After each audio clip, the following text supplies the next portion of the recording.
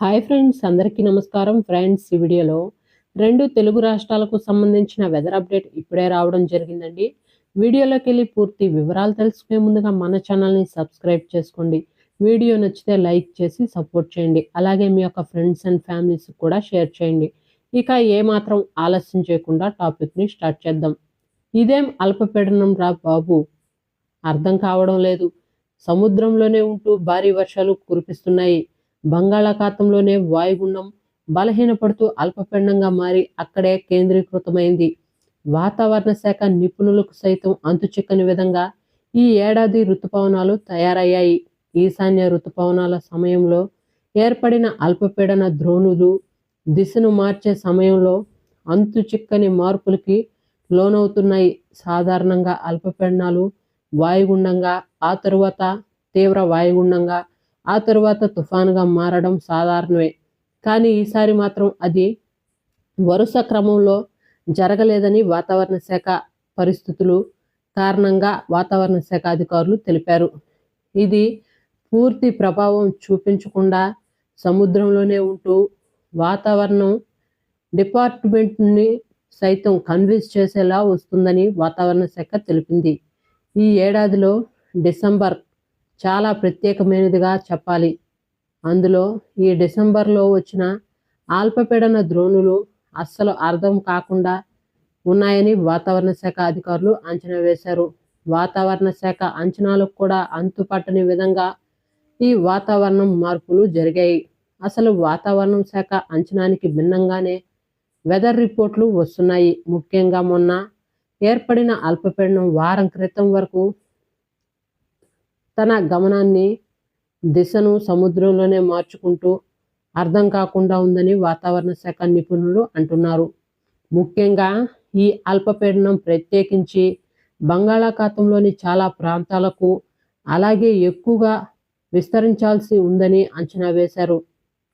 అయితే బంగాళాఖాతంలోనే ఉంటూ తీరం దాటకుండా అక్కడే సముద్రంలోనే ఉంటూ వర్షాలు కురిపిస్తున్నాయని చెబుతున్నారు.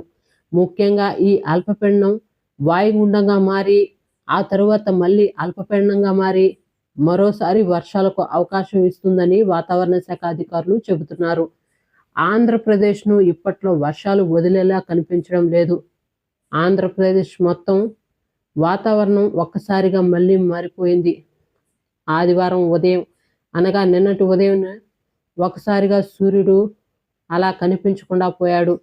ఇవాళ సోమవారం అనగా ఇవాళ మళ్ళీ మాయమైపోయాడు. గత వారం రోజులుగా దాదాపు 4 రోజుల పాటు సూర్యుడు కనిపించలేదు. అయితే ఆదివారం సైతం మళ్ళీ మాయమయ్యాడు. ఆ తర్వాత మళ్ళీ ఇవాళ ఆకాశం మేఘామృతమై వర్షాలు పడే అవకాశాన్ని వాతావరణ శాఖ సూచిస్తుంది. ముఖ్యంగా విశాఖపట్నంతో పాటు ఉత్తరాంధ్ర ప్రాంతాలకు భారీ వర్ష సూచన ఉండే అవకాశం ఉందని వాతావరణ శాఖ చెబుతుంది.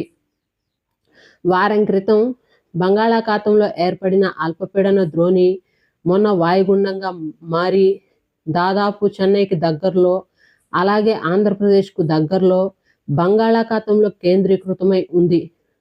ఒక రకంగా ఆంధ్రప్రదేశ్ రాష్ట్రానికి మొన్న తప్పిన ముప్పు మళ్ళీ వర్షం రూపంలో ఉంటుందని వాతావరణ శాఖ అంచనా వేస్తున్నారు. బంగాళాఖాతంలో ఏర్పడిన వాయుగుండం తీవ్ర అల్పపీడనంగా బలహీనపడినట్లు విశాఖపట్నం తుఫాను హెచ్చరికల కేంద్రం, విశాఖపట్నం వాతావరణ కేంద్రం వివరాలు వెల్లడించారు. అల్పపీడన ప్రభావంతో ఉత్తరాంధ్ర ప్రాంతాలకు అనగా ఇవాళ నెల్లూరు, చిత్తూరు జిల్లాలో 3 రోజుల పాటు మోస్తారు వర్షాలు కురుస్తాయని వాతావరణ శాఖ తెలిపారు. మరి ప్రధానంగా ఉత్తర కోస్తాలో భారీ వర్షాలకు అవకాశం ఉందని వాతావరణ శాఖ నిపుణులు అంచనా వేశారు. అయితే ఈ వర్షాలు ఈ 4 రోజుల పాటు కొనసాగే అవకాశం ఉందని, దీని ప్రభావం ఎంతైనా తెలంగాణపై పడే అవకాశం ఉందని వాతావరణ శాఖ అధికారులు తెలిపారు. ఓకే ఫ్రెండ్స్, చూసారు కదా 2 తెలుగు రాష్ట్రాలకు సంబంధించిన వెదర్ అప్డేట్. వీడియో నచ్చితే లైక్ చేయండి, మన ఛానల్ని సబ్స్క్రైబ్ చేసుకొని ఫాలో అవుతుండండి. Thank you.